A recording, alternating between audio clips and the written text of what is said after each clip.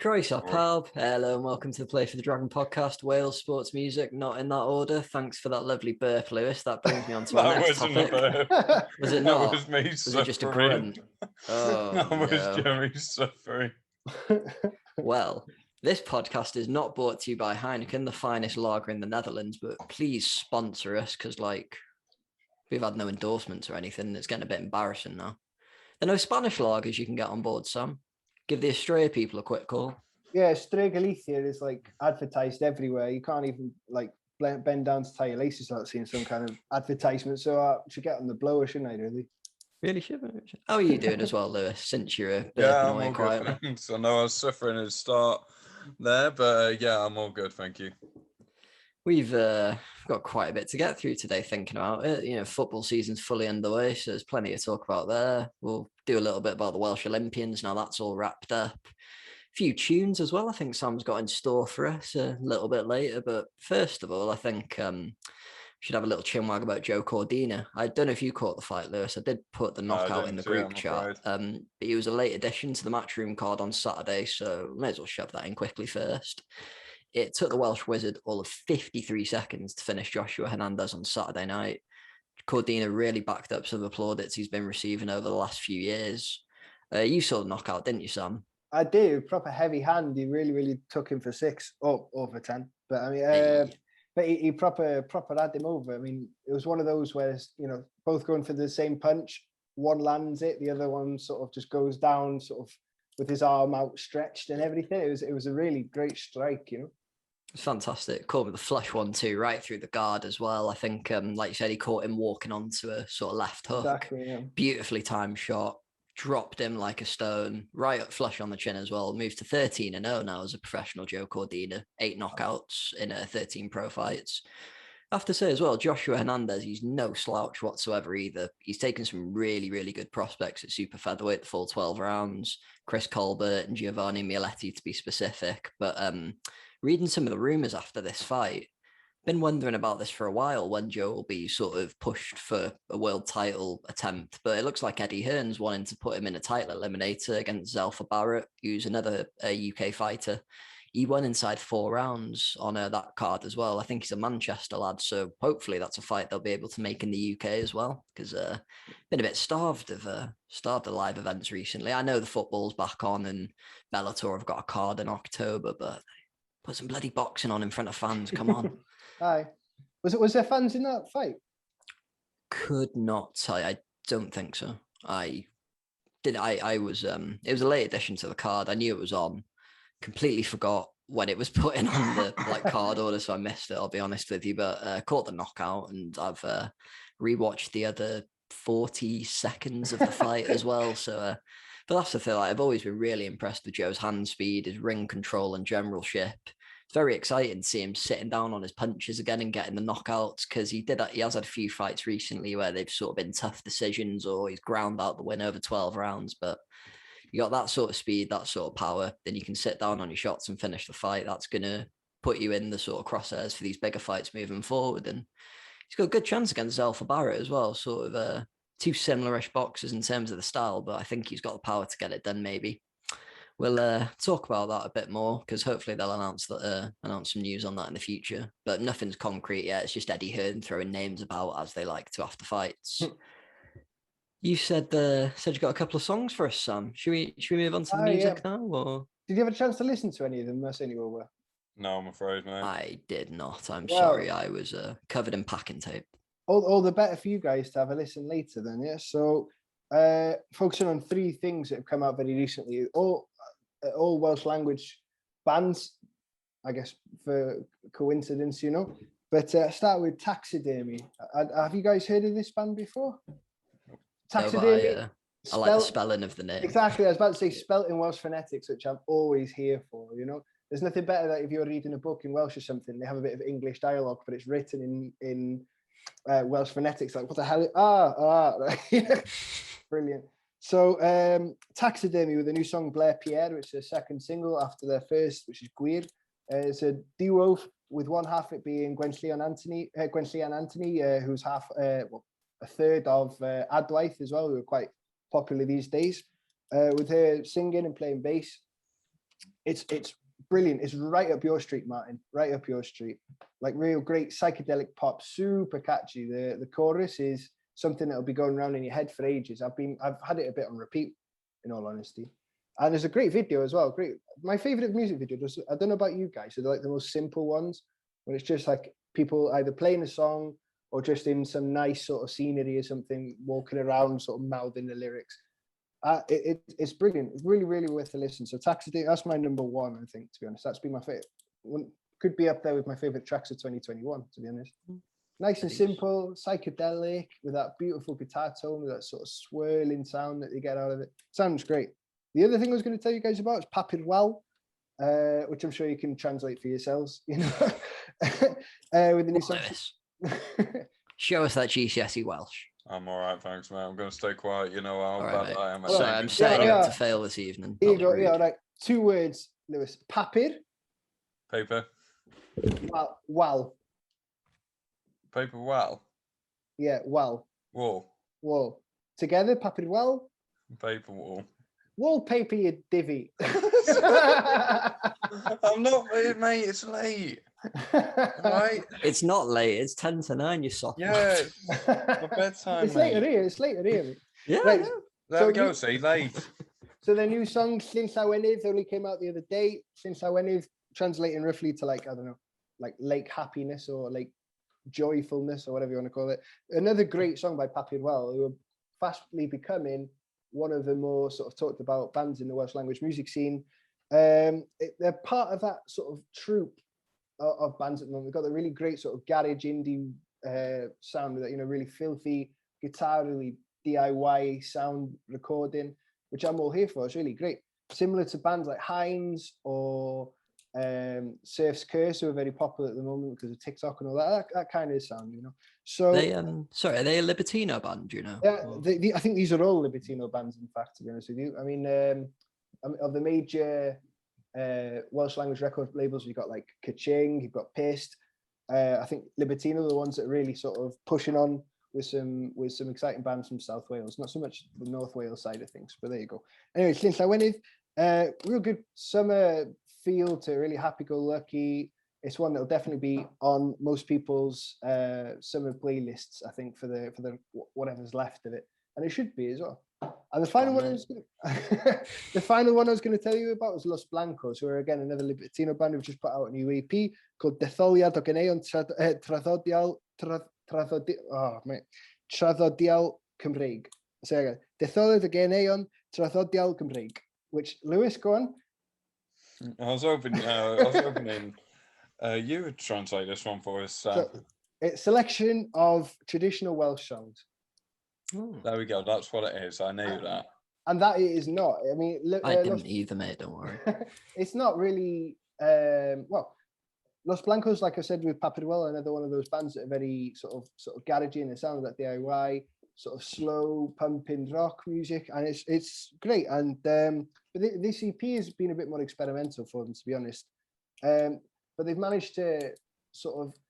I mean, it's a problem that most bands sort of encounter, isn't it? How do we sort of expand our sound without ditching or abandoning, you know, what made us popular, what we liked doing in the first place? So they've managed to push their sound forward a little bit more. The first track on the EP, 100 AD, is much more punky than we're used to hearing from Los Blancos. A lot more upbeat, a faster rhythm to it, and a really interesting drum sound as well, which worth listening to.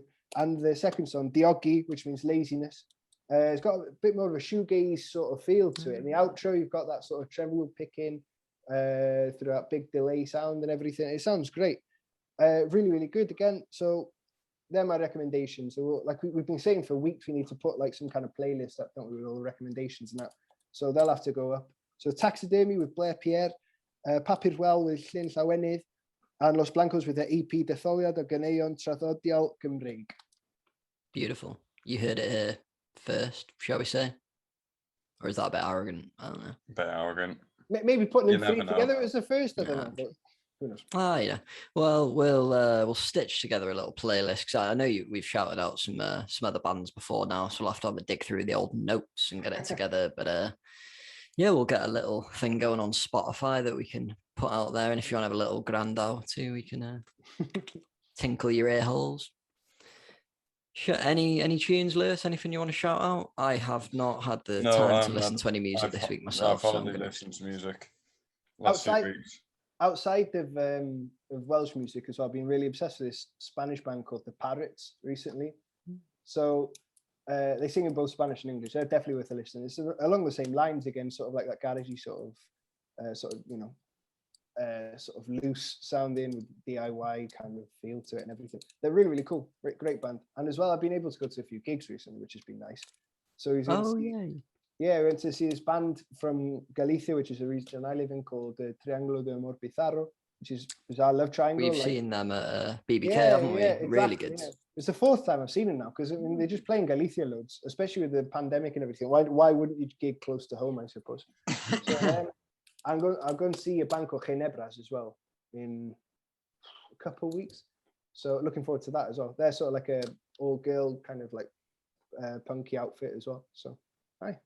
Tidy. Ella wants us to get some vaccines tickets for September, October, but I don't know how I'm going to acquire those. I wouldn't mind seeing the vaccines. Might have to beat up a few indie kids to take them off them in the queue, but sorry. They all want to start moshing as soon as a non-heavy song comes on anyway, don't they? So, I would like to see the vaccines. I've never been like a huge fan, but I've always enjoyed most of what I've heard. So if one of those bands, if they're on at a festival, I'd definitely go and see them type thing. In typical mid-20s style, I haven't really listened to their new stuff. I don't know, like their first album came out and it was wicked and they were proper hyped and everything, weren't they? And then they never really sort of moved on from that, I suppose. They've released some great stuff in the meantime and everything, but the first album is so good that I find myself just going back to that more than anything else.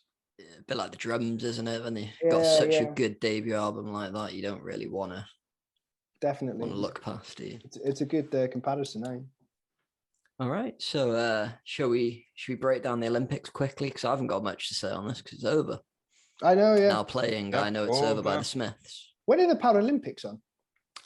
They are starting very soon. Very soon, yeah. They've been doing all the spiel on BBC and ITV News, going through various athletes who are competing. So it's usually a couple of weeks after the original. Well, the other one, isn't it?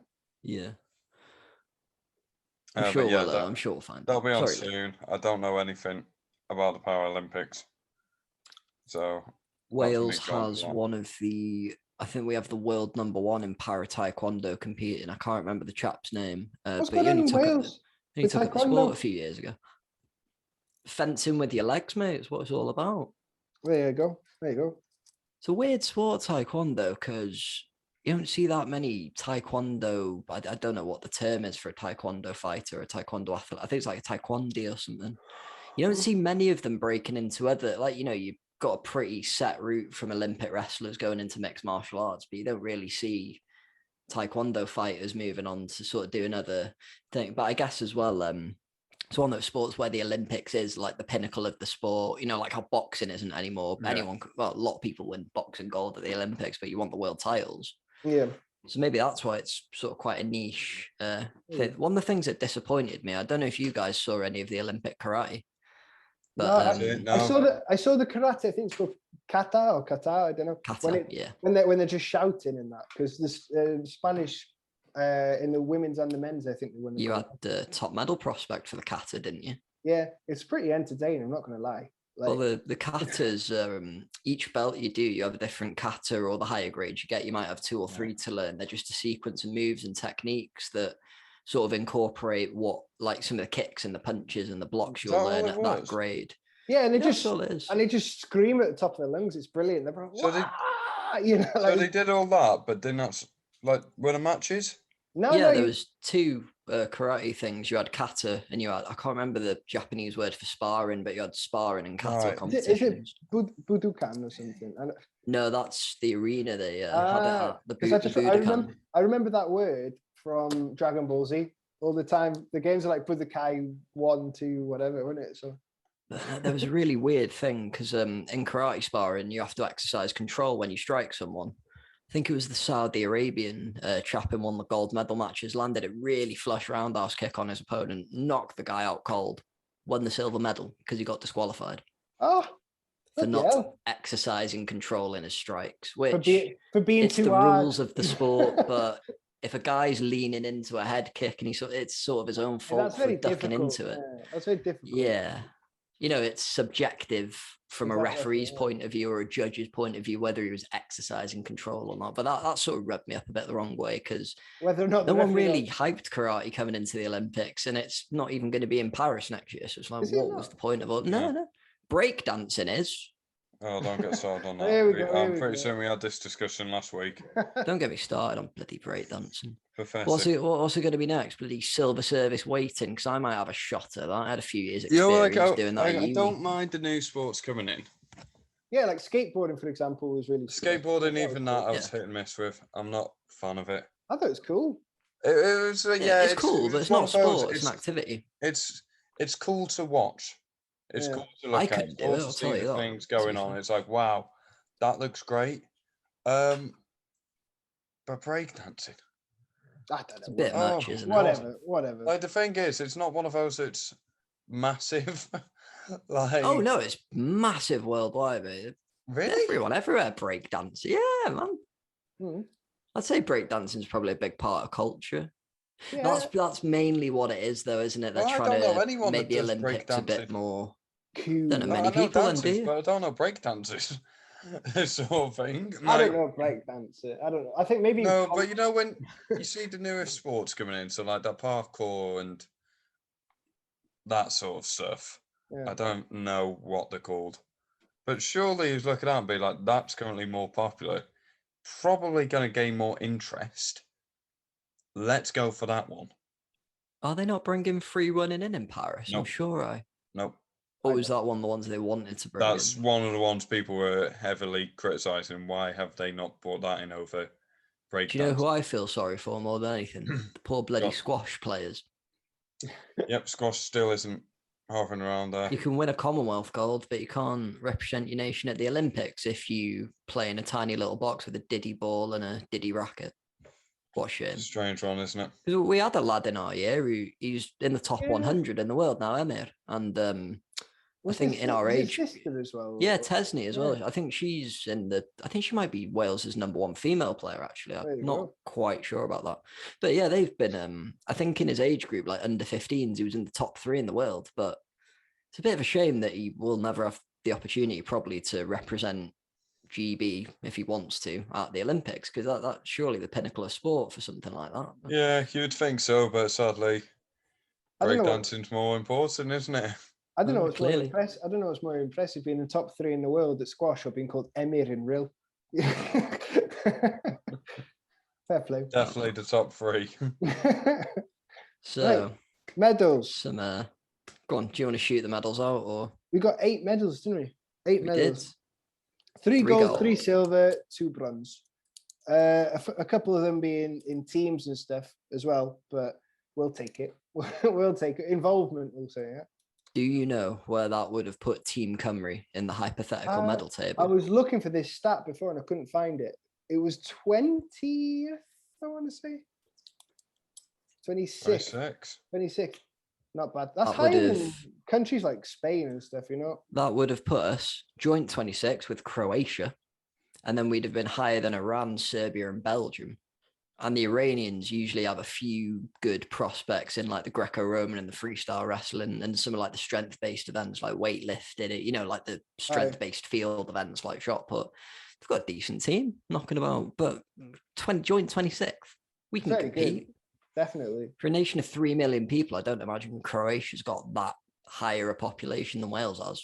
I I think, it's very think certain similar. things, Probably about the same. Yeah. certain things with sport as well. It's some excel in other sports. So like Belgium, we currently know for hockey and football Yeah. sort of thing, and then they'll suffer elsewhere. I think they did all right in the cycling, the road cycling. Yeah. I think they did all right in that. Croatia, I'm not too sure around. But every nation has a sport they're good in and whatnot. Britain's very good with the fact that they've almost funding quite heavily into sport, so they can make it all round almost. Mm. And that's the same with China and US. they've got that much money and that much facilities, they can afford to do that. People as well, and people. Yeah, That always helps. Yeah, that was obviously. Well, it's the same with the football, isn't it? You've got a pool of 55 million to choose from, as opposed to 3. Chances are you're going to get sort of more high-level players coming through. Chances are, it's not always the case. But... Yeah, but they excel in the sports that they probably fund more, however they deal with it. But yeah, like, so when you said Belgium was that low, I was a bit like, oh, that surprised me because they've been doing really well. But then I realised from football and hockey, they've started getting things right. Some a few years ago clicked, where they've just started getting the pathways and everything started clicking for them. So maybe it's just a golden generation. Maybe they have clicked onto something. It's quite an interesting one, but yeah, you just tend to go with the sports you excel at, don't you? Yeah, I think the London 2012 money helped as well, because you always throw more at everything because it's your home Olympics and you want to have the biggest team there and the most athletes competing, because you're showcasing your country, if you can call GB a country, which we won't. So yeah, who's the biggest storyline or the biggest success of the Olympics for everyone? Shall I drop you in at the deep end there, or? I know mine. I just can't think of the name. I was going to say Hannah Mills. Yeah, the sailor. Yeah, exactly. She got the 470 gold, didn't she, in the sailing, which makes her the most successful female sailor in Olympic history, which is pretty decent, isn't it? So, it's an achievement. Oh god, wait. Mine is the Danish. I think she was Danish cyclist, road cyclist, who didn't even have a sponsor, not even professional or anything. Who won the road race? Did she? Yeah, she got gold. And Holland, who were favourites to win, didn't even realise there was someone ahead. And this girl's not even got a sponsorship, not even a professional contract. And she won. Like, that's for me the highlight. And you, sorry, Sam, do you wanna finish what you were saying, mate? Me, nothing. What were you gonna say? What was your highlight for the Welsh people? Oh, Lauren Price, undoubtedly. Like, I mean, in the semi-final, she had to come back from a round down against, I always butcher this lady's name, I'm really sorry, Nachuka Fontien. Yeah, they've been big rivals for a while in the amateur scene. They've had a few back and forth world championship amateur contests and that, but she was number 1 seed at middleweight going into the tournament, defending amateur world champion. By God, she delivered. Like, apart from the semi-final match, I don't think she got out of second gear. She looked that comfortable in the ring against her opponents. It's not a criticism either. That just shows the level that she's at currently. And that's as an amateur as well. I'm really excited to see her turn pro over the next few months or year or so. I think her style of boxing will really translate well into the professional scene. She's got very fast hands, very good footwork. She always seems to be in perpetual motion. You can't hit what you can't pin down, can you? That's what we were saying, wasn't it, Lewis? Like, when you were in here, Matt, is that like her hands are so fast. Sometimes when you see, people punching that fast, you think, well, it can't be getting that much power behind it. They're moving it that fast, but she really does, and you can see, the distance she puts between her and opponent with those fast hands. So good for her. I think I probably would have said Lauren Price as well, but I wanted to set you up. Oh, thank you very much. Appreciate that. But no, the ability to get in and out at that speed, land punches and bunches, especially when sort of the levels of women's boxing are gradually raising as the talent pool gets better. She's going to be a terrifying prospect for a load of professionals currently at middleweight. So I can't wait to see her make a pro debut, and I just hope she continues to get all the hype and the plaudits and the attention she's got off the back of the Olympics, because you do see every now and again when former Olympians turn pros, the media attention sort of like, oh yeah, Olympic gold medalist, okay, cool, bye, we'll check on you in 5 years when you're fighting for a title. No, watch these guys and girls' careers as they come up. Like, did that with Cal Yafai a couple of years ago, and I think he boxed in Rio. Then he won a world title. I think he lost it recently, unfortunately.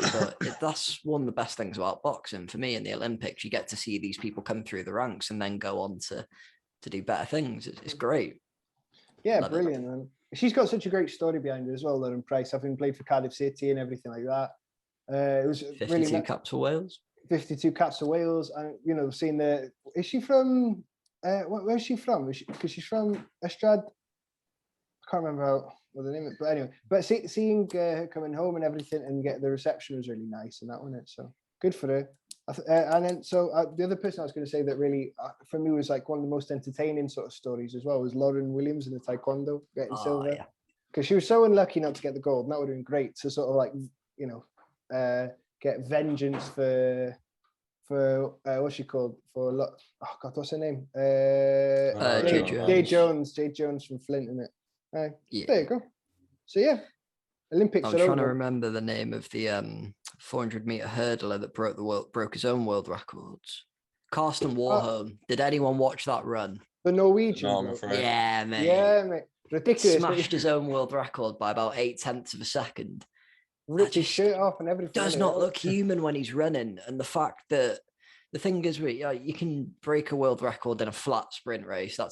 But with hurdles, if you sort of have one misstep or you come out of stride for one thing, you're a bit buggered, aren't you? Yeah. That's mate. I think he broke a 29-year standing world record earlier in the year. Then he smashed his own world record again in the Olympic final. What generational talent, I think. I'm not being funny. I don't think of Norway either when I think of like runners and everything. No. So fair play. I like that when that happens, Oh, mate, it's great. Yeah. Brilliant. Speaking of other nice little European escapades, should we talk a little bit about everyone's least favourite Welsh Premier League team, Cymru Premier team? Yeah, mate. TNS. So the naughty Saints. The naughty Saints. The naughty Sice. Nice. So heartbreak. Big time. Really hard to take. It must have been, You literally took the words that are in my notes. More European heartbreak for a Welsh domestic side. Yeah. Nailed it. That's getting so close and losing on penalties. I can't imagine how the players would feel after that. But I mean, they went into the tie 4-2 up, didn't they? And then they scored in like the 4th minute or something. So they must have really been thinking, "Oh Christ, this is our day now. This is our year. We're going to go that step further." And then to concede 3, I think all 3 were in the second half as well. Is that right? Yeah. Same as in the first game, they conceded those 2. I think it was the last 10 or 15 minutes of the game. Yeah. So it put it to what? It was 3-1 full time, so 5-5 on aggregate. Mm-hmm. Extra time, then penalties, and they lost 4-1 on penalties. Gutted, absolutely gutted. That's painful. Heartbreaking. To do that against a team that was in the Champions League group stage 2 years ago. I think they beat Roma 2-1, and they had another few pretty good results. So it shows the standard of Welsh football is improving exponentially. Exactly. I mean, every single time that any team goes on a bit of a run in Europe, even if they don't qualify as far as we'd like them to, it's always a great advert for the Welsh game and everything. I mean, and like you said, that the Victoria Plzen, I want to say, I don't know how to pronounce it, but Victoria, I think they came like 3rd or 4th in the Czech league and everything, so they're no chumps, are they? So good for fully TNS. Professional side as well. I mean, I know TNS are as well. There's only one left in the Welsh Prem now, but the standard of the Czech league, they've got teams like Sparta Prague in there. You've got to imagine it'll be a bit higher up than the Welsh standard. So the fact that they are competing and they're having, it's not like they're getting rolled over 6-7-1 like Maccabi Haifa would to Ril 10 years ago or something, is it? Maybe 20 years ago, actually. Now I'm getting a bit old. There you go. It's heartbreaking and everything, but it puts them in good stead for the season to come. Good news for the coefficient ranking as well. We have 4 spots again next year. Because I think if we dropped any lower, it went down to 3. So, yeah, I think that's the top 3, and whoever wins the Cymru Premier playoffs will qualify. There you go, then. There you go. Interesting. It's all open. I think that's segued this nicely into the Cymru Premier. Anyone got any top performances from the week or weekend? I should say. Sorry. Oh, 2 right, son. Do you want to elaborate on that, Lou? I haven't seen the highlights or anything, Flynn, but oh my days. I have. I watched it. Was it 5-1 again? Just off the top of my head, yeah. 5-1. Oh, could have my been days. 5-0 if they'd have shut up shop at the end. Haven't got the uni students back. Yeah, they're all isolated. That always happens. Maybe it's one of them where they have a poor start and then they'll get better as they progress, or the freshers come in and stuff. I don't know if that's the case. They've got a lot more new freshmen. I don't know what's happened to them. Maybe they're just not very good. But yeah, Flint have absolutely smashed it. Neil Gibson seems to Well, maybe be a little shock. Maybe he's got things ticking. Yeah, But, definitely. these could be quite interesting after that. It's definitely, I think Flint are going to be a really exciting prospect for the league this year. A bit of a wild card, maybe, you know. I've seen the highlights of the game and everything, and what it really looked like was Cardiff Met were just so poor defensively, so poor, particularly from set pieces. Like the third goal, the second and the third goal were both from, I think, corners, just not being able to clear the lines. Second, third balls, with Wild getting his first goal, getting off the mark for them because of that, just picking up a loose ball in the box after the corner and then not being able to clear the lines. And as well, Flint got loads of joy from balls over the top, it looks like, you know.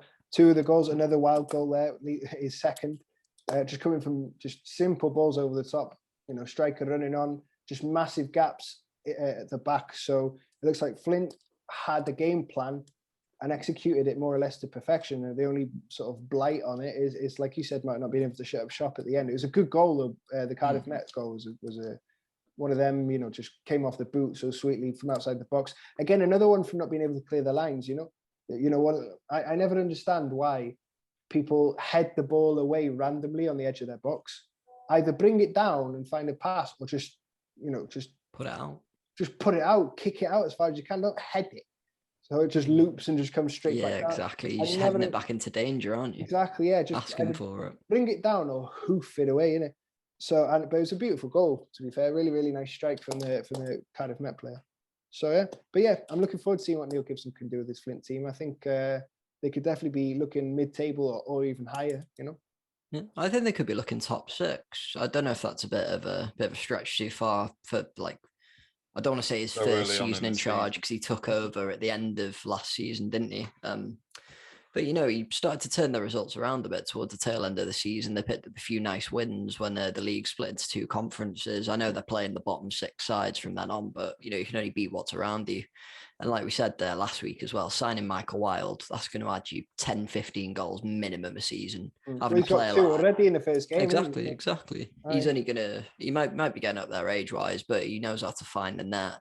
And I think, you know, a lot of the time when strikers get older, they sort of develop the game around sort of if they've lost a bit of pace or, you know, they're not as sort of strong physically, they might have the ball to feet a bit more. But no, I think this could be a big turning point for Flint this season, and top 6 might be a push, but if they're sort of the strongest side out of the bottom 6, win the playoffs, they're in Europe. Who'd have thought that? Who'd have thought that looking at the table last year? Yeah. I think with Flint as well, we just having that sort of like with Michael Wild being just so sort of wily in the box, you know, he's just so good at just putting it away and everything. And there's no reason, you know, I think we'll know really about their prospects for the rest of the year in the next 2 to 3 games. If they can repeat what they do, maybe, you know, if they, I'd like to see them have a bit of a tougher game in the next couple of games to see whether they can just, you know, they're up to grinding out a 1-0 win against Newtown or something like this, you know, just seeing if they're capable of doing the slog instead of just battering a bunch of students, you know. So, but for me, the biggest, joint biggest story of the week for me was Caernarfon beating Haverfordwest 2-0 with Ryan Gossett scoring that free kick 2 years. I think 2 years to the day. 2 or 3 years ago, yeah. So finished battling cancer, didn't he? He was diagnosed with cancer 2 years ago. I don't know if it was to the day or not, but it was his first game back, basically. He scores a free kick to put them 1-0 up. A nice, you know, low ball under the wall, or just between low and through the wall kind of thing.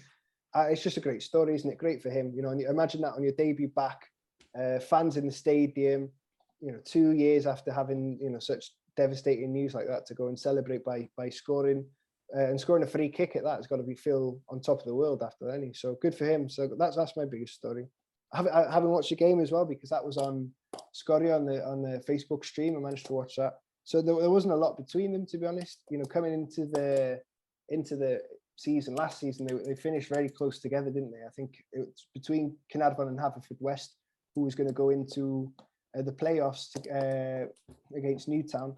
And that's the way it sort of looked, to be honest. So, you know, there's no real massive dominance throughout the game. I think Caernarfon had more of the possession in the first half, but less in the second.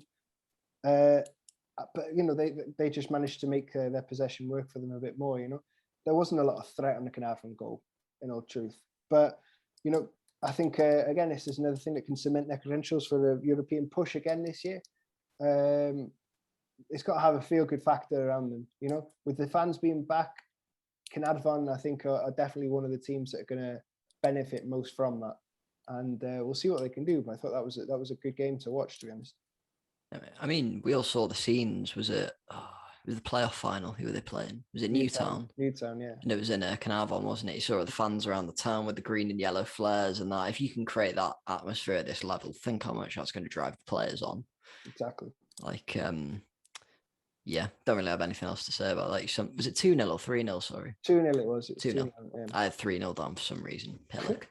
And the other one I was going to mention as well was Bala Penabont 2-2, mainly because of an important goal scorer with Dave Edwards putting away on his first one on his professional debut, I suppose you could say, which is great, isn't it? So Bala went 1 down. They went back to 1-1 with a really lucky goal. Again, a recurrent theme throughout the week's opening fixtures and everything. Just teams not being able to just get the ball out of their box, And literally, it was a bit of a comedy goal where he's gone to clear it. It's bounced off opposing player who's right in front of the goal. It's just gone in on a deflection from a clearance. So head in hands moment really for Penabont there. And then 2-1 to Ballo, Dave Edwards. Again, coming from another one where Penabont couldn't clear their lines, just finds its way eventually after a bit of pinball in the box to David Edwards, who just slots it away nice and cool as you like, which is pretty special, I'd imagine, for him. Hit the ground running for Bala. And then 2-1 right until the end there, really. And Bala gave away an awful penalty. I don't know if you've seen it. I haven't seen it, no. If you're 2-1 up, just give away a penalty like he's just gone in and just kicked the lad, just nowhere near the ball, really. That's the kind of tackle you stretch to get in. You're not in the right position. You have to make the tackle, so you just stretch and you're just asking for the ref to give it. And it's just gone across his man. So 2-2 after the penalty. And then later on, a bit handbags. Chris Venables very possibly could have had a penalty after being sort of manhandled in the box to stop I think it was Mendes passing to him. So he was making a run, he was being manhandled in the box and everything. He's really sawed his backside over it. He's squared up and a bit of handbag has gone on. No penalty, but he did get sent off for his troubles for his reaction. So Chris, I guess that's a ban for Chris Venables in the next game or two. So that's not great news for Bala, but it's good to see Dave Edwards scoring his debut. And that brings me to a quiz question. Ooh. So Dave Edwards scoring for Bala on his debut. So my question was going to be, what was Dave Edwards' last goal for Wales? Now that's very difficult, I know, but I'm going to tell. But it's more of a maths question. This, so if you don't, it's 2009. 2009. Yeah. How old was I in 2009? I was 12. So I was 13 then. Yeah. God. Right. 09. Was it somewhere daft like Andorra away or something? No, closer to home. Closer to home. Okay. Ireland? Not Ireland. You're on the right line, so. Northern Ireland. Not quite, no. Closer. Warmer. Scotland, there you go. Oh. So Dave Edwards' last goal was in a friendly against Scotland the 14th of November 2009. So my question is, how many days since then? Oh. Why would you have this? You've had your fun. Get lost. How many days? All right, mate. Bedtime for you in a minute. Pipe down. I was scraping the barrel with that one. This isn't a maths podcast, 5,269 days. Well, hey. You're not far off, in all honesty. I tried to do 365 times 10 is 10 years. And then a few more years on top of that. 5,500. It was 4,291 days. So okay, I went a bit over. Martin was closer, I think, wasn't he? So if we were giving out... he did. Oh, yeah, no, you did 5-5, didn't you? Yeah. If we were giving out points, I'd give it to Martin. Yeah, that's fine. Mine can have this week's points. we'll have to do it. We'll have to start. Should we keeping start points. doing it? Yeah, Like why running not? Yeah. total. Go ahead, mate. 1-0. Well, Right. I was ahead after 2 games in fantasy football, but I don't know what's happened after that. Oh yeah, I didn't pick any Liverpool players. Max, Marnie, you got Max 3 has gone points. miles away. My bench is full of points. I should have put my bench on. I saw, yeah. I reckon I Under was the bench literally boost, could have bro. been over 100 points. Anyone who didn't choose Salah and Fernandes deserves to be low in the table because they've just smashed it. I had them both, so and that's basically 3/4 of my points. So Yeah, I captained Fernandes, and I think I got 40 points off that. So that's Yeah. like the That's what I've meat of done. my total. I captained Salah, so I got 34 points, and I had Fernandes, who was 20 points. So it's like 20 odd, yeah. 64 points just off 2 players. So I'll take that gladly. I think I got 69 points overall for the week, which I'm quite happy about. So I'll just leave that there. Fair play. Fair play. What were the other scores? Oh yeah, on Friday night we had the curtain raiser, do they call it, for the season? I never really did theatre. Kevin Druids were hosting the Nomads at the Rock, and the defending champions won 2-0. I think there was an own goal, and I don't have a bloody clue who scored the second, but yeah. So 2-0 Nomads. Oh, we've already mentioned TNS, but they played today, didn't they? They went to Latham Park to face fellow European adventurers Newtown. And it was 4-1 to the new size. Good start to the season. Top scorer in Europe, Declan McManus, getting his league tally underway as well, scoring the second goal, I think, for them. So he looks like a good signing from Dunfermline, I have to say.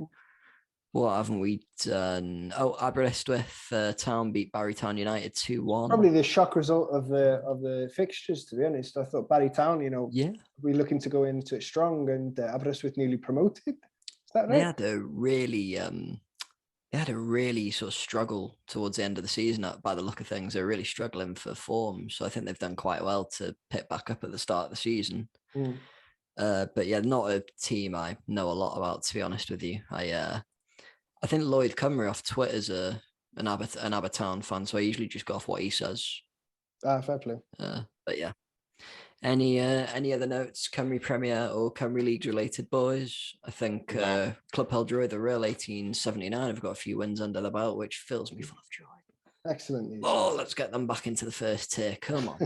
Come on. We need them back up. We need Bangor 1886. Bangor 1886? 96? 1896, I think. 1886 was the year Arsenal formed, I think. Yeah, so we need those two back in the Cymru Premier.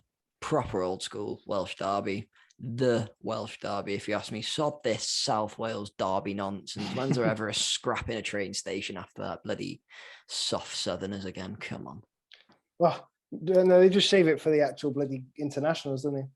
Yeah. Well, it seems like I'm being mean, but I'm actually just trying to irritate people so we get more attention. It's the only way I know how to Shock get tactics, clout. So classic. yeah, shock tactics. We've actually got Piers Morgan coming on in 10 minutes. So yeah, brace yourselves for that. It's actually not. We've just got Lewis with a face mask. He's going to pretend to be fat and sad. Yeah, shall we move on to the EFL teams, as I've referred to them in the scheduled chat as? Top performer from the weekend, see Cardiff, Swansea or Newport in action. Want to talk about the Wrexham friendly first? How do we want to do it? Wrexham 3-1. I 3-1. still haven't seen the highlights of this. I've seen the highlights. It's a Do it today. brilliant goal, an absolutely beautiful goal for Paul Mullin. It's the screamer. You'll have to see it, mate. I've got it. It's on my things to watch. Those It's highlights. absolutely. I don't want to know what else is on your things to watch, mate. Match of the day. That's it. Apart from that, not a lot to report on. 3-0, pretty comfortable. Last pre-season game of the season. And then, they've had their start to the season delayed, as we were talking about before, with Yeovil succumbing to a bit of COVID problems and everything. So I have to wait out a little bit longer for our Wrexham fix and everything. But I think they'll be coming into the season dead hot, really, after that. Especially seeing Paul Mullin. I think it was his first goal for the club as well, Paul Mullin. So to see him get off the mark in such a fashion as that is pretty encouraging. So good things to come. And then, so with Swansea and Cardiff, pretty mixed results, we could say, I guess. Swansea probably coming off the worst of the two, as we predicted. Losing the first game to Blackburn 2-1. By all means, a bit lucky to have. Swansea won in the Carabao Cup, though, didn't they? They did. They won 3-0 against 3-0 Reading. against Yeah. Reading. Played Reading off the park, but in all honesty, Reading was a very young squad, very inexperienced. Not a lot of first team, inexperienced. Not a lot of first team players in there, you know. So it doesn't really say much, really, to be honest. A win's a win. You got to take it for confidence and for what's it called, for momentum and everything.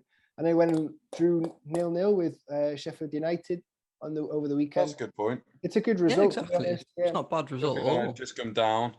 I know they were dreadful last season in the Prem, but I think a lot of people were backing Sheffield United to go straight back up, but I really don't. If they've kept hold of players, I don't see it. A dangerous one. They seem like the kind of team. To me, they seem like the kind of team that are just going to struggle to get back out. You know. I think there'll be one of them that's hanging around the top. Maybe. Yeah, maybe like top 6, top 8. Yeah, but they might not have enough to do it in the playoffs. In the playoffs, like they'll be around the playoffs area. So basically, from two league fixtures, Swansea got 1 point. However, the Swans fans seem to be extremely happy with the style of play that they get and everything out of Martin. If you're happy with 1 point out of 2, are you opening 2 games because who's the first game again? Blackburn. Blackburn are on a bad side in all honesty. No. They didn't finish. They've got that Adam Armstrong, haven't they? Yes. No, it's Southampton now, mate. Huh? Scored on his debut yesterday. Oh God, yes, he is. Oh my God, I forgot about that. I didn't put it in my team because I'm a Wally. I forgot about that. No, who Blackburn got then? The Venke's in charge. A lot of their main players have gone. I mean, Harvey Elliott's gone back to Liverpool after being on loan there and stuff. Didn't they have that Jack? What was his name? Jack. I want to say Rose. Jack Rodwell. I'm not sure. I wouldn't mind seeing Blackburn back in the Prem though. No, mate. Remember Morts Gamas Pedersen with those left-footed screamers from about 80 yards out? Mate, what a player he was. Premier League winner at the end of the day, isn't he? So. Well, I mean, they sort of City'd the title before City were even a thing and just bought Shearer. Was it Shearer and Sutton? Yeah. And Sutton as well, yeah. Chris Sutton, what a. I was watching BT Sports Score the other day because, of course, they don't televise the 3 o'clocks anymore. Because, thanks. Keeping football for the fans, are we, Premier League? Yeah, remember how that went. So, I have to put a bloody Chris Sutton and Robbie Savage giving each other grief for 90 bloody minutes. My God. It's like listening to 2 schoolgirls have an argument, honestly. I hate it so much. I hate it so much. It's not entertaining for me at all because they just walk off and they're like hand in hand. It's just not entertaining. I love you, Robbie. I like your hair. Yeah, just hearing 2 grown men just basically poking each other in the ribs. I hate it. It's rubbish. Anyway, Cardiff have had the better run of the fixtures. They come away with 4 points from opening 2 fixtures. That's good. And they beat Sutton 3-2 in their first round of the EFL Cup. So. First game 2-0 the weekend. They did. First game was Cardiff Barnsley 1-1. They opened the scoring, but missed out to a late equaliser. And then 2-0 against Blackpool with Kiefer Moore getting off the mark from a header from that beautifully Vaseline fod. Gorgeous ball in from Ryan Giles as well. That lad, is it Wolves they've signed him on loan from? Yes, yeah. Mate. What a ball that was. If he can cross a ball like that, he is going to be a problem for a lot of defences. Because if you've got 6'5" centre forward who knows how to find it with his head, exactly. That's what you want. You want that supply in the box. And I think they've been lacking that a bit, maybe. It's something we brought up as well, isn't it, in the last podcast, how, there's a lot of sort of expectations on this lad, mainly because of his delivery and his ability to dart up the left in the way he did. His second game in, he's already shown what he can do. So, I'm sure we'll be talking about this more, this sort of Giles to Kiefer Moore connection throughout the season, So we'll see what's to come there. What about the Newport games? I haven't seen the Newport results. Lost 2-1 against Mansfield. To Mansfield. Yeah, no, I had Mansfield took the lead in the 7th minute. Newport pulled it back in the 9th minute. And then the second goal for Mansfield came in the 43rd minute. Ooh. I just had to check up on that one.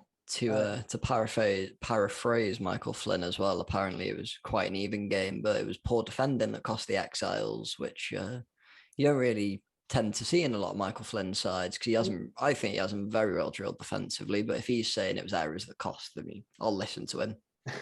I think, was it Oldham they beat on the opening day? It was 1-0. 1-0 with, what's his name? The super Kevin Ellison. Kevin Ellison? I think the oldest scorer in League Two playoff history at 42 years old, I think. 42, maybe 43 this year, I don't know. But they'll be turning 43 this year, I think, yeah. A late goal, wasn't it? A late goal. It was, late winner.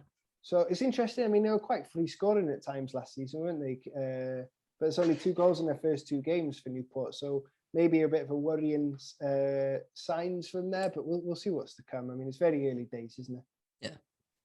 That's the thing with Newport, though. If they can sort of start scoring, they've got the ability to keep teams out at the back. I know they haven't got he was the lad from Swansea that I don't know, was it Brandon Cooper? Oh, I'm not sure. Yeah. Last year.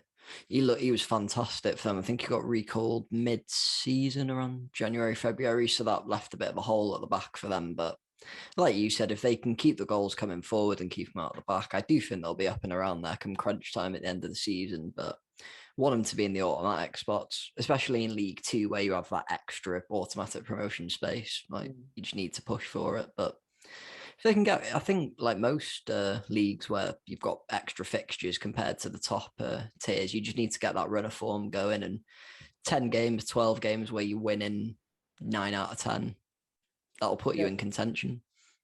It's all about momentum in the lower leagues and everything. The more momentum you've got, you've got to put yourself in distance. If you want to secure automatic promotion, you have to put distance between yourself and those below you, because it can change at the flip of a coin, can't it? So we saw that last year, didn't we? Exactly. Yeah. They were, I don't want to say miles ahead by Christmas, but sort of them and Carlisle were running away with it, weren't they? And then was it Carlisle? I think so, yeah. And Swansea as well. Swansea really, up there. They were like second, third the majority of the season. Ended up 6th. Yeah. So ended up just about staying in the playoffs, didn't exactly, yeah. So there you go. Hi. Speaking of Carlisle, Wrexham have signed their star defender, haven't they? I loved seeing all the salt from the Carlisle fans. Cry more, please cry more. It makes me happy. They said like something like, an announcement to be said, and then on the game, they like one of their fixtures, the player wasn't there, and we were all like, "Oh, this looks a bit interesting for us." And I'm gonna so Aaron Hayden, Aaron Hayden.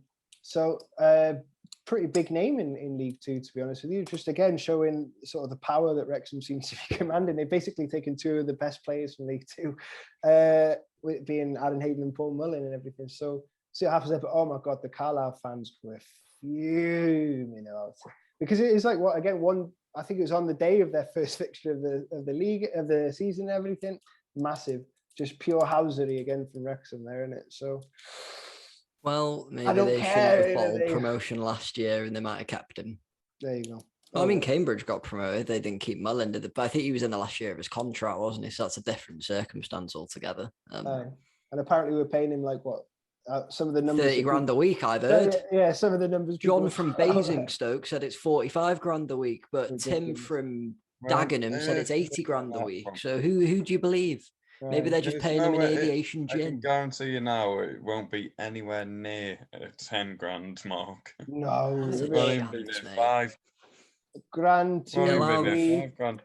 He'll have a clause agreed in, okay, promotion to League Two, your wage jumps to this. Promotion to League One, your wage jumps to it. But they'll be paying him a standard National League wage. They're not going to run the club at a massive deficit in their first proper year in charge, are they? They're not that stupid. They're businessmen at the end of the day. Speaking of League Two, though, boys, have you seen Johnny Williams has gone to Swindon? Swindon, yeah. That could be a very good sign of that. He could tear that league apart if he can stay fit. I can't help but feeling he's better than League Two, Johnny Williams, to be honest with you. And it begs the question. Yeah, I think I'd agree with that. Everybody was saying, a bunch My only issue that I've had with Johnny Williams is he's a good player. He is a good player. He's a good workhorse, but he doesn't get enough goals or assists. That's true. But he gets sort of that's why he's ended up at that level, in my opinion. But the thing with Johnny Williams is he does well, but he can't get what the team need. Almost. He's one of those that would benefit from these sort of like new age statistics and everything, where contributions leading to goals or whatever. Chances created. Chances created and stuff like this, because he's always getting fouled. He's always leading to, sort of events in the game this way. Euro 2016, wasn't he the most fouled player at the tournament or something? Exactly. They just can't, it's supposed because he's so small, but he just gets fouled so often. He struggled with injury after going to Sunderland when they're in the Championship and everything. It was, he pretty much had the whole year out and everything. He's not really been able to recover on a club level since then. He had a pretty quiet spell at Cardiff, didn't he? But going all the way down to League Two is a shame, man. Well, I thought that was a bit of an optimistic signing by them, though. Like, I don't really know what they thought he could do in, like, because they signed him in January, was it? Was it a deadline day signing? It was, He's a free agent, wasn't he? He was, yeah. How much of he's a really good player, but for a side like Cardiff, do you really expect him to make a massive impact within 4 months when you haven't really got that sort of 10 to playing behind the striker and you don't really play that way anyway? Wrexham should have gone for him. There were rumours, weren't there? Well, rumours, basically, deluded Wrexham fans saying, "Oh, Johnny Williams was coming." It doesn't sound like deluded anymore. To be honest, if you've gone all the way down to League Two, you might as well take him. Might get him next year. Wrexham, yeah. That'd be a marquee signing for us next year. Yeah. Aye. Other Welsh lads that sort of come to attention. Harry Wilson got sent off. Josh Sheehan. Did he? Don't know if you've seen that. No, what did he do? He got sent off, yeah. What? I haven't seen the thing, but I've seen he's been red carded. I've missed that. It's gone a bit below my radar. He scored a screamer as well, didn't he, for Fulham on his debut? That was last week, wasn't it? Yeah, it's got a beauty. And what were you saying about Josh Sheehan, man? 2 goals in 2 games, I believe. He scored yesterday. I think he scored the winner for Bolton yesterday, actually. Very interesting. I hope they actually pay him. Jeffcott's been banging him in again. I think he's either got 1 in 2 or 2 in 2. Right. I was going to say as well, Christian Doige has got injured, isn't he, for Hibernian, which is a shame. He was knocking a few in at the start of the year, wasn't he? Exactly, yeah. He started as he finished. So it's a big shame for him. The other person I was going to bring up as well was Dan James, having started against Leeds with United beating them 5-1. He's got some right stick again for his performance. Some proper stick, man. That's the thing that I don't really know what United fans expect of him, because I don't think he's a player that suits Man United's style of play, and that's not his fault. That's not the club's fault. I just don't think it's a good fit for him. So what do they know exactly what they're going to get. He gets his head down. He tries to run past people. The United don't play like that. They don't play on the counter where he's got the space in behind to attack the back line and that. So, that's the weird thing. He had a really good start to his career there, didn't he? He got like 2 goals in 4 games and a couple of assists and that, and he sort of died off a bit. But I think they just expected too much too soon, and it's been a bit of a detriment to him more than anything. Definitely. I mean, I could see him being a great fit at Burnley. Oh. I don't know why, but Burnley pops into my head as a team he could do well in. Burnley? Maybe because he wants them. They're quite a physical team, so having that pace on wing, cross them in. That's what I would. Too short to play hoofball too, though, isn't he? Yeah, that'd be a look at that one. What I've heard from United fans is they get very annoyed with his defensive input. He's not good enough at getting back for them. He gets shoved off the ball quite easily. Have they seen Paul Pogba? Yeah, well, there you go. But I watched. We can't really comment on him when he just assisted 4 goals. Yeah, he had a good game against a team that finished like 8th in the Championship 4 years ago. Yeah. Like, he can have what benefit is having 5 or 6 good games a season when you're meant to be a world-class box-to-box midfielder? Does that really justify the price tag and hype? I watched the United Leeds game, and Danjak, he didn't have the best game, to be honest, but at the end of the day, they won 5-1. So it couldn't have been that bad, could he? But you're splitting hairs at that point, aren't you? Exactly. I mean, there's a few things, a few scuffs when he should be putting his foot through it, a few times getting muscled off the ball or whatever. But at the end of the day, you can't fault his work rate. But I think I agree with you wholeheartedly, Martin. I don't think he's a good fit for United. I think he would benefit so much from being at a club where there's a lot less pressure, because we've talked about this before in previous podcasts, that he's a confidence player. You see the way he plays for Wales because he knows he's loved and appreciated and everything. And he's got everybody behind him. I think if he was to go to a team like I don't know, Southampton, maybe a better fit than Burnley perhaps, or like maybe even Newcastle or something like that, linking up with St. Maximan and everything, the other wing, I think you could see big things for him. But Yeah, it's a shame to see him getting so much stick.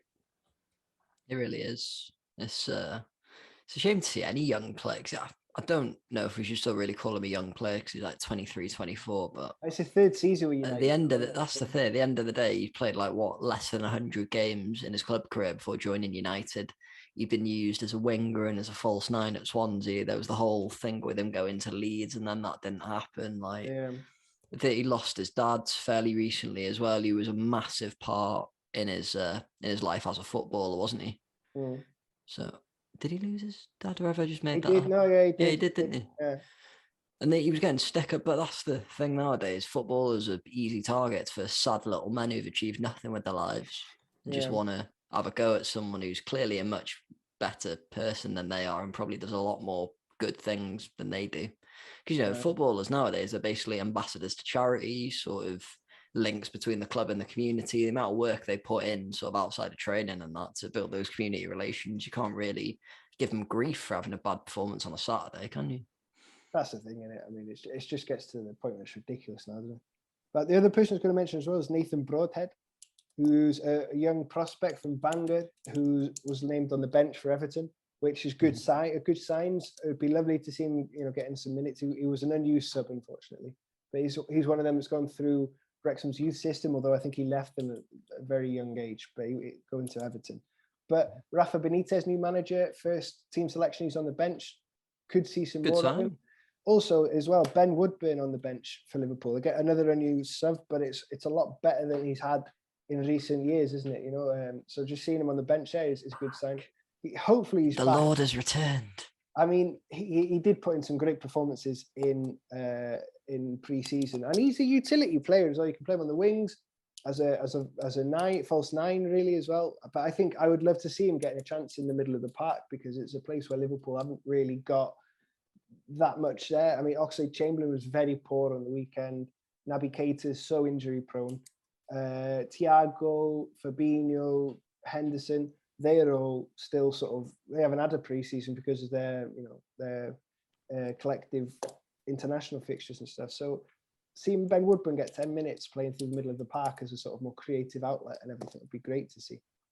So were you using him as like a right wing back in pre-season every night? I heard him get some rave reviews off Liverpool fans, but I think he was playing out of position. He played everywhere, Who's that other young Welsh fullback you've got? Is it Owen Beck or something? I think he started at left back in a few pre-season games. He was getting a lot of plaudits, which is good to see. Really young lad, like 17, 18, something like that. Is he a Welsh lad as well? Owen Beck, I think so.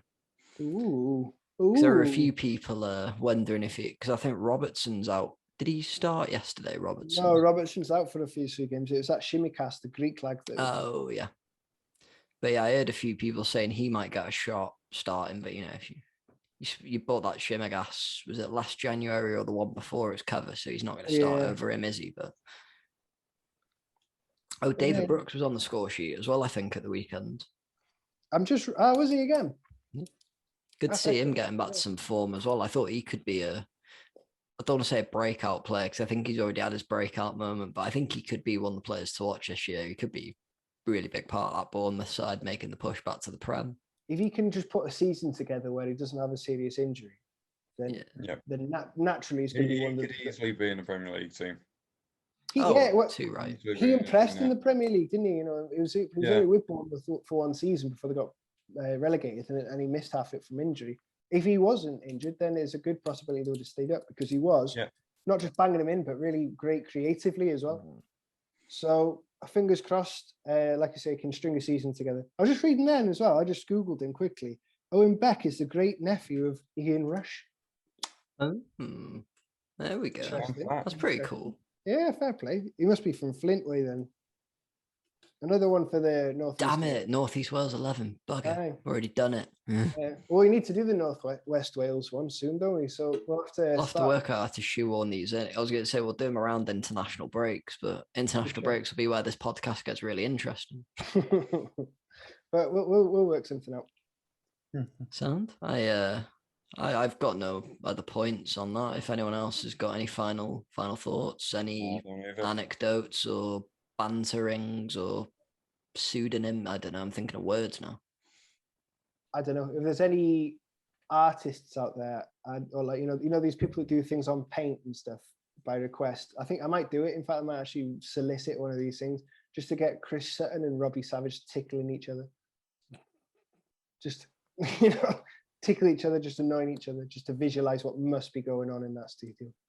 Okay, Photoshop artists of Twitter, Instagram, YouTube, whatever platform you're on, please tell us how much it would be to commission a image of Robbie Savage and Chris Sutton giving each other fluffy fingers and nice little office reference for you there, Sam. I've never heard that before, fluffy fingers.